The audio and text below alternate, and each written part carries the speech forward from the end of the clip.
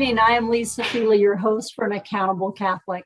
Tonight, joining me on the show is a gentleman named Ken Chrosniak. Welcome, Ken. Love having you. Thank you. And basically, Ken, as a summary, I'll have you tell your story, Ken, in a minute, but Ken is a fellow Christian, a husband, a father, grandfather, and a very strong military.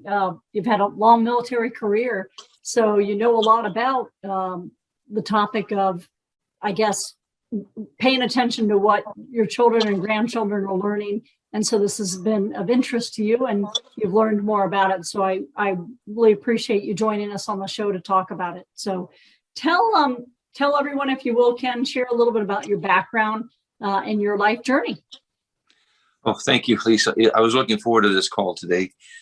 As I told you at the very beginning, I'm usually reticent to discuss, even to send my bio out to people. I keep it real short and sweet. And some people tell me to expand on it more. And I go, no, I'm not going to give you my officer efficiency report and all that. I keep it short, but I will. Basically, I joined the Army in 1965 as a private, retired as a Brigadier General, and learned a lot in between about young men and women. Not long after I was commissioned, I was in Vietnam.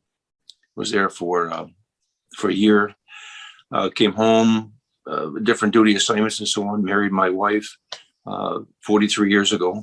What I love, and I really appreciate joining the show, what I'm trying to help our listeners hear about is, look at your background. Clearly you understand accountability. And clearly to me, you're very experienced in helping others become accountable. And obviously holding yourself accountable, but even more importantly, through the training you've done, correct me if I'm wrong, it seems like you'd be very well experienced and well qualified on whether or not you have to teach or train in a culturally responsive manner, again, kind of critical race theory, addressing everyone's cultures, being extra sensitive to that, for everyone to get to achieve what they need to equally. It seems like you really don't. And all of a sudden we have all this stuff coming at us as parents and as teachers that we're expected. We're expected to help, the children become woke or all this. What say you? What is your experience teaching all these different kinds of people all over the world? Well, not only being in the military, when I first came back from Vietnam, I got out of the Army for a while and I ended up finished my college, which I started in the military, and I was a substitute teacher in history. Oh, very good. For a couple of years. That's where I met my wife. Went to school before I went back in the Army. Anyway, it was high school, but I was at the junior and senior level, which is interesting because you don't have to teach there. You actually facilitate them and so on and guide them. You don't have to know when the British went over to America in 1492. You have to know why, and you discuss all the reasons why. They should have already had that instilled on them, inculcated early. But I was in a real tough school in Buffalo, Burgard. There were police patrolling the halls with shotguns. It was bad back in 1971, 72. It was really tough, and I got to see a pretty good cross spectrum of people there. Really interesting. And I knew it. I had seen it in Vietnam, and I had seen it in my military training at Fort Knox and so on. And I especially saw it within, like, when the military sphere. To me, I really don't see black, white, brown. I don't care what you think. I see purple. I'm that way because I've seen people that you would think would be real. I call them, slugs. They said, "Oh, these guys aren't going to perform well," and you end up pinning a Purple Heart and a brown star on them. And find out they did things that, at least I didn't think about it, but things that a lot of other people in the street wouldn't do. Maybe it depends on their cultural background. When you get them, separate them. But I went in the Army when the days when you either went in the Army or you went to jail or back to jail. They're some tough characters. Right. And I was just so, on my level of naivete was so high. And when I grew up, I hardly saw a black person. I mean, you didn't see too many, and they really stuck out in our neighborhoods. And all of a sudden, I was just right smack dab in the cultural. Right. Well, when you go to the Army or Air Force, I mean, my dad was the Air Force colonel. Yeah. Absolutely. I mean, you're thrown in with every race, culture, etc. Right. And I guess I'll go back and help because I didn't really clarify to our listeners. It's a new pedagogy of how do you address as a teacher? How do you incorporate, I guess, all the different cultural references into teaching a particular child? I mean, how do you do that? That doesn't even make sense to me. There's some assumptions. First of all, the critical race theory or the cultural race theory, they're both the same, critical race theory. Yeah. And it's not about black. It's not about white. Critical race theory, you could take it as a cookie cutter in the United States and Britain right now, and the northern region, the Nordic areas in Europe and so on, which is quickly changing. And you can cut that out and bring it over to Dhahran, or bring it over to Tehran, or bring it over to Egypt and so on, or bring it over to Mauritania, where there's slavery going on right now. And you can see how, let's just say, whites are treated over there. Not too good. They're mostly in the slave trade and the sex slave trade. So it depends on where it's culturally dependent on where, or geographically dependent on where you are. But it's been hijacked by the Black Lives Matter, the Marxist / BLM movement. It definitely has, even to the degree that it's financed. I can see at the very beginning that people were attached to it because of the George Floyd and other. Right. They thought there was a misunderstanding. I think that it was supposed to be a more positive movement. Mm-hmm. Much like this, you say, "Oh my gosh, yes. Why would this hurt? Why would this hurt, Ken? To make sure we're addressing their cultures." It sounds fine on its face, face value, yeah. But it's really not, right? Right. But yes, but then you go right into the who has been attached to it, right. With Antifa. They've right. run that long, and they hijacked it completely because right. It's heavily financed by Bloomberg, Soros, Hollywood actors. People already right. know about that. That raises enough angst thinking about that. But there's some assumptions that they have, and I've written down the most egregious to me are that. They're basing we base the white culture, as they call it, critical race theory versus the gospel. And that's just there's one article that I read some time ago, a few months ago, before we even started talking about it now, how to pursue racial justice and unity through critical race theory versus the gospel. And it shows about let's just say the white supremacy, which is their favorite term. They use a lot of big terms. It may lead to impress a lot of the proletariat. That's the same thing that the Soviets did, and that the Nazis did. They use a lot of before I even go. One of my big jokes right now among some of my friends is that I'm taking 2 weeks off from everything, and I'm going to get 2 PhDs simultaneously. One is in CRT, and the other one's in gender studies. And because it'll take about a week to get each one of them.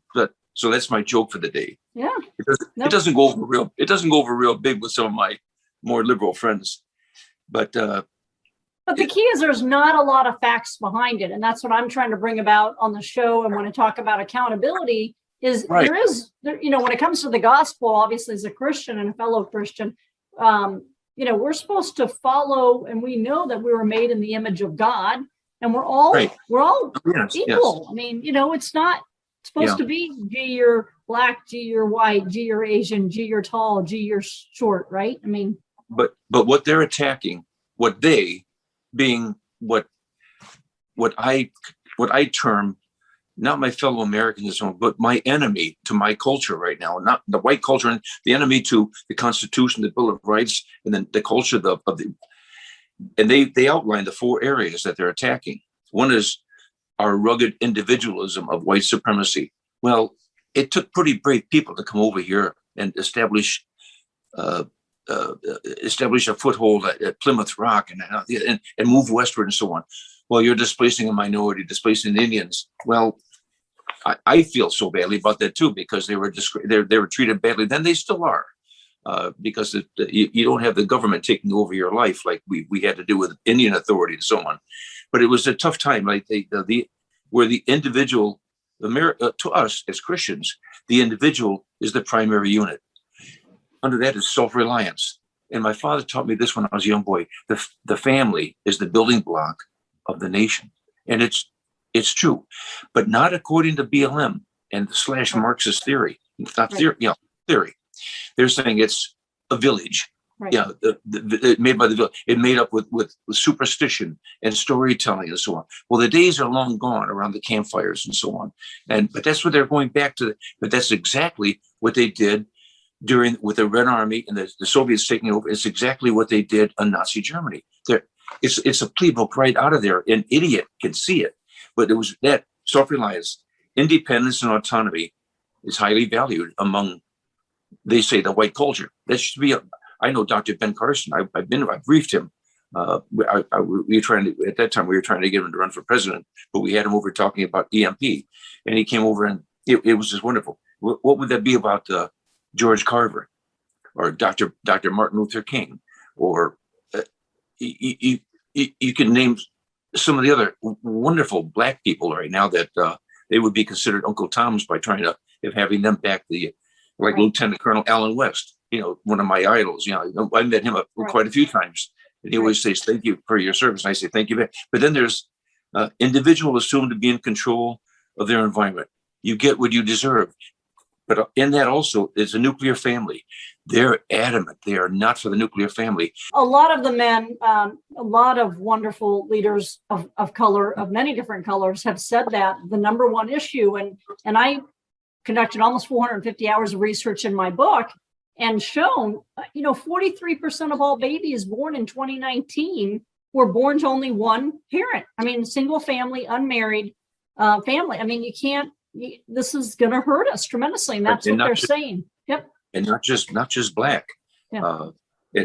I've noticed that, but then you get the Margaret Sanger and so on that they really established Planned Parenthood to eradicate genocide. People don't understand that. That's right. So that's back to the truth, right? They want to hide the facts from us. Oh, and the big one is hard work is the key to success.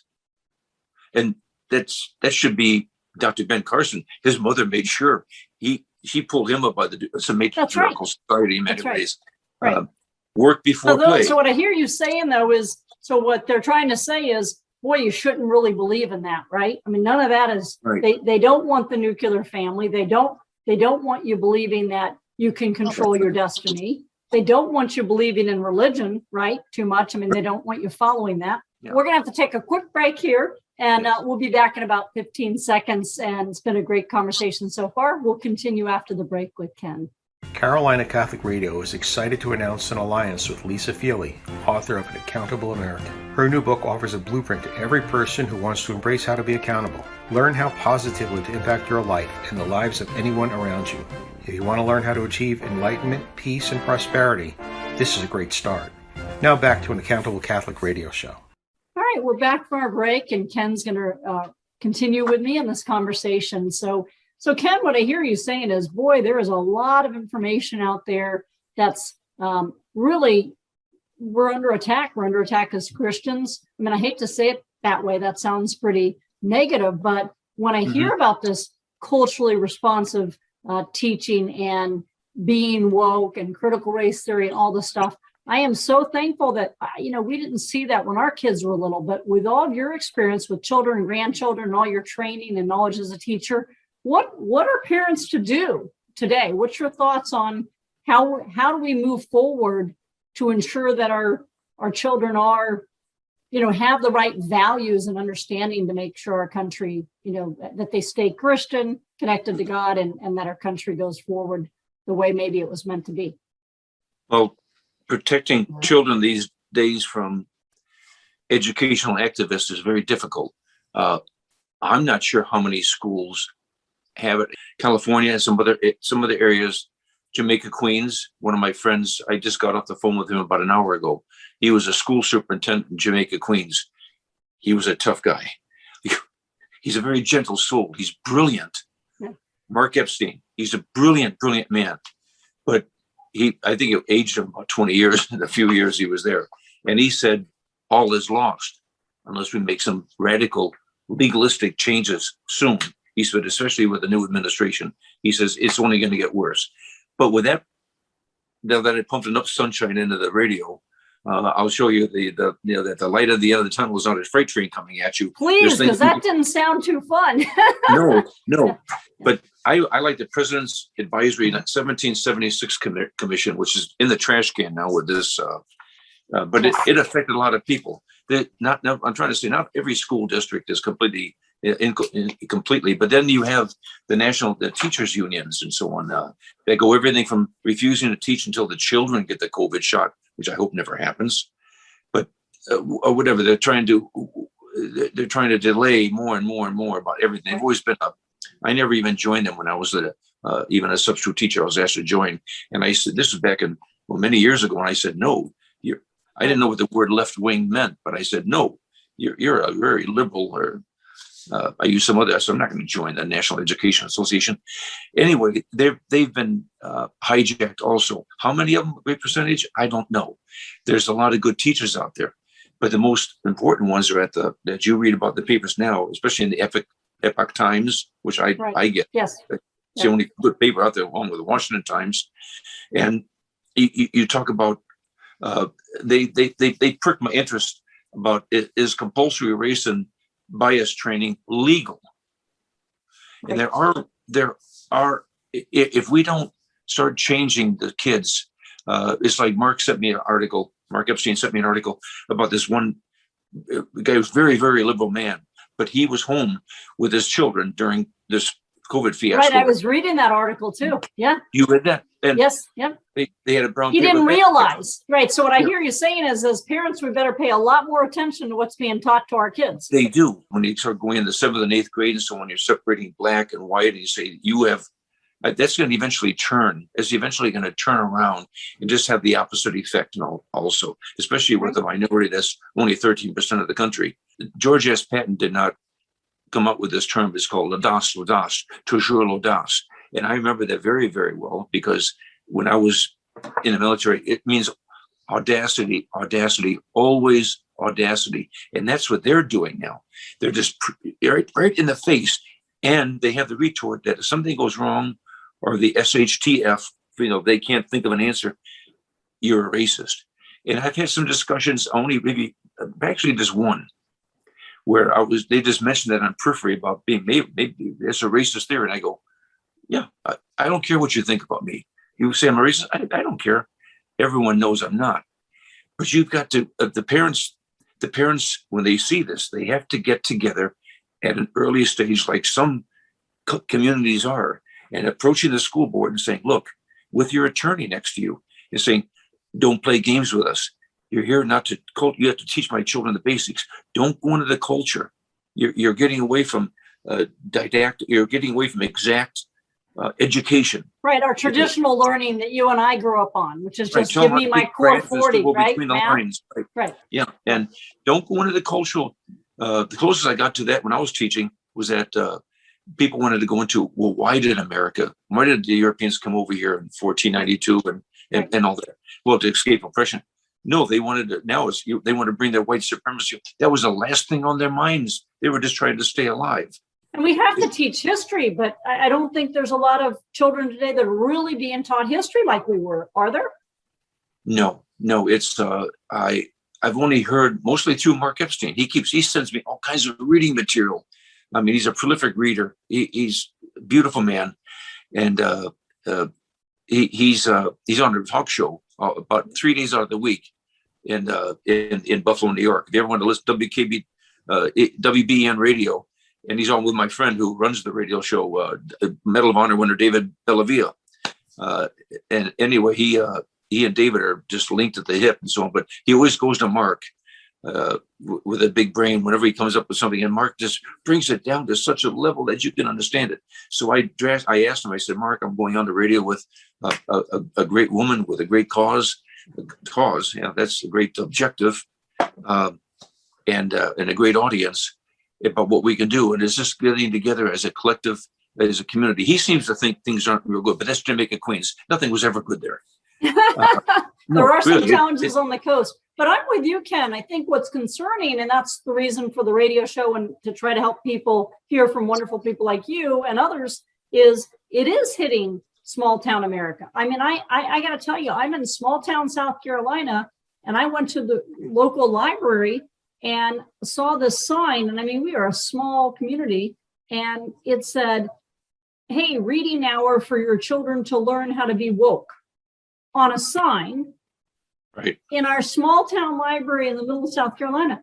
You're kidding me, right? I didn't even know what that really meant until I started really looking this all up. They'll want to do that. They want to enjoy that. They want to join that, at least see what it is. And Right. you're gonna inculcate. You're gonna twist their minds real early, and they'll become joiners. Like someone can go off to college and just go through it and do real well, and the other one goes off to college and becomes indoctrinated by these people that just hate the Constitution, Right. and they're enjoying all the benefits of it. But again, if we're not Right. we're not teaching our history well, though, we're kind of in trouble. And if we're not maintaining our religion, right? Because now people are going to, our percentages, I mean, I studied this, a percentage is less than 23% of those attending any church regularly. I mean, that's more than, I mean, it was 65% when I was growing up, and now it's 23%. I mean, we're headed in the wrong direction.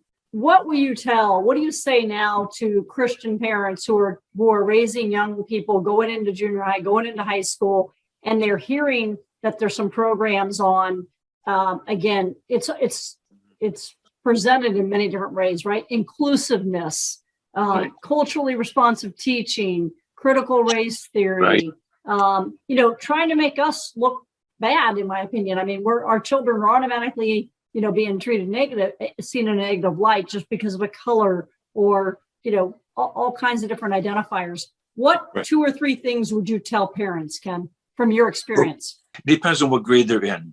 You should be able to look over there and you look over their curriculum as much as possible. Do Right. some dives into it. Looking not instead of just a report card, like my parents did. They just looked. They had no idea what I was learning. Well, I had Right. constructive learning anyway. I know what you're. If I had a child right now, like my grandchildren, first grade and kindergarten, Yes. they should learn how to take the crayons in between, don't go outside the lines. But still, if there was something questionable and they started having these woke conversations and so on about being culturally different, and you're a white supremacist and you have to be separate, you have to play it easy with the kids. Play it again. You're pulling. If you try to turn them, if you try to teach them that this is wrong and so on, they'll be marginalized in the classroom too. They'll have Right. their peer pressure, the construct there of where if they start getting confrontational with a teacher, Right. well, first Right. their marks will suffer probably if you really get one of the liberal ones. Right. Especially getting high school. Sure. In Right. college, it's definitely that way. You're not going to confront the teacher. Right. If the teacher say that's the moon out there at 1 o'clock in the afternoon, you're going to say, "Oh yeah, it's shining real bright." It's like, When you try to teach your kids to be respectful too. I mean, because we didn't Yes. teach our children to question everything a teacher said. I mean, you didn't have to back then. That's right, and it's a fine line. It's just that to monitor as much as possible and try to correct them, and it'll get the parents more involved with the curriculum too. Because again, we didn't even do that much. Well, my one son was in the academy. I knew his curriculum. He did something wrong. He got beat back down and brought back up again. But in fact, my daughter went to Fordham. When she was Wow. dancing with the ballet company, she was there but then she got admitted to Columbia University, and she lasted there, I think, about a beginning of a semester. And she said, "Dad, this is bad here." So she dropped out. Yeah. Right. She said, "It's so liberal here." She said Yeah. it was horrible. But anyway, she knew what we raised her, she was a New York City ballet. She worked her tail off, her foot off, whatever, to get in there. So Sure. she knew accountability. She knew Right. the structure. She had she was self-oriented and so on. That's Right. the one thing that got her through that. Right. And same thing with both my sons. And that's what you have to do. And it's not easy. There's no manual that comes with that Right. to a parent. No. I mean, I think the bottom line for me, and let me know if you agree or not with your wonderful experience, is that this really all not only goes against what our country is all about, in my opinion, from everything I'm reading, because we're all a great melting pot here. And to your point, I've never seen color either. I was raised all over the world as an Air Force kid. I was Right. never ever told, boy, this person's this color, this. I didn't know to look for that. But Right. the other is, as a Christian, I really feel like you can't say it's completely opposite of, I guess, what we're brought in to learn as Christians.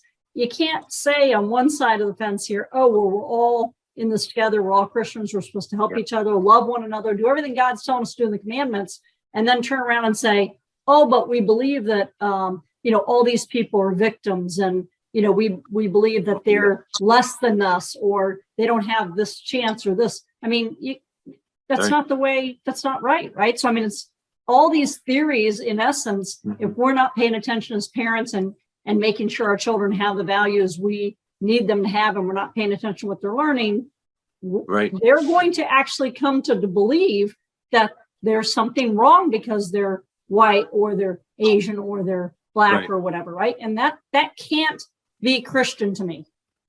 That's right.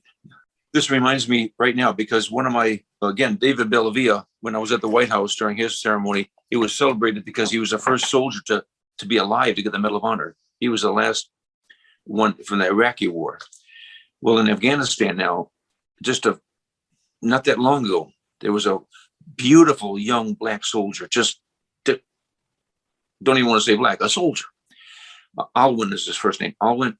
In fact, I didn't know about him until a Pittsburgh Steeler football player. They were having the teams put like George Floyd and all these all the names. Whatever. Yeah. What's their name? Well, I remember the Captain Dorn, who was shot by a BLM, by Antifa several times and killed, a wonderful police captain. But Alwyn, in fact, I'll think of his name in a while. But he's been there for quite a few years. He left the team, joined the Army Rangers, fought in Afghanistan, and then he came home. He's back on the team again. I'll think of his name in a while. He's wonderful, huge young man, and he had a piece of masking tape back there. It's a white, and it had Alwyn and Gerard, I think it is, and he put that on his helmet. He refused to wear. Oh, they're all the other names. Sure. Anyway, this young man, I just saw him on DAV, my Disabled American Veterans magazine. And what a beautiful young man. He was in an AP, a Bradley fighting vehicle. And it was hit with an RPG that somehow penetrated. They knew right where to hit it. It went into the gas tank. Everyone inside the everyone inside the Bradley was on fire, and they couldn't make it. He made it out. And he went back in and pulled 6 more people out. Wow. Only one died, the interpreter. The rest, and he had burns all over his body. I think he lived for a few more weeks, and he died of burns. Oh. And he was asked, why did you go back in there? And he said, I know I'm saved, but I don't know if they are or not. No, that's a beautiful man. I would love to hug him right now. Right. I hate to see that Biden's going to give him the Medal of Honor, but so what? I would rather have Trump. But that's what you call a young man that was raised the right way. Right. That's a true essence of a Christian right there, right? I mean, that's, you're supposed to love one another. It wasn't that he would go in and see color, I'm sure. So. And he was doing it all while completely on fire himself. Right. Pulling that, didn't even roll or anything. Well, you can't roll, put it out anyway. Not that fuel. It's like jet fuel, No, but so when you think of all those things, it's people like them. When I talk to people like them and you talk to people like those individuals, those are accountable Americans. They're very good Christians. And to me, anytime I talk to people like that, they don't believe in all these different theories. They don't see it that way at all. And I guess that's. And these are theories. There's nothing scientific. They're against the scientific method and so on. Right. But they'll say it's all science, but it's just really not. I mean, in my mind. The whole crux of it and the whole woke system is to turn us into another Venezuela. Right. We're facing some challenges. So, well, thank you so much for joining me tonight, Ken. So I'm going to sign off now because we're running a little late, but thank you all again for joining us on An Accountable Catholic. Join us again next week, next Thursday, 5 p.m. And for more information, and we'll post some information on how to learn more about all this on Accountable Catholic website. Thank you so much, Carolina Catholic Radio. See you next Thursday.